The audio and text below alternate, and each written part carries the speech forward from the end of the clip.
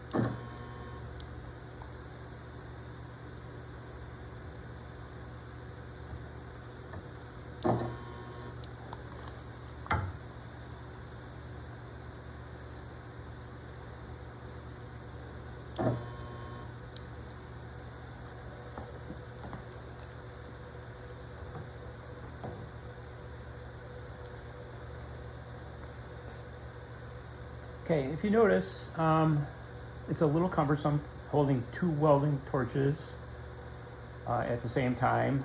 To be honest with you, my left side is not as strong as my right side, so we're not getting equal pressure on the welds. We zoom in here a little bit.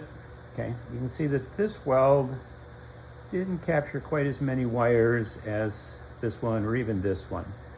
So continuity is a small problem with this, and there are ways to fix that. One of the ways to do it is to mount both welding cables into a mechanism to hold them, and so that when you put pressure onto the welding guns, you're putting them on the surface equally. Now we've allowed this to cool for about 3 minutes after we did our welding, and we'll do a little destructive testing here and see what we get.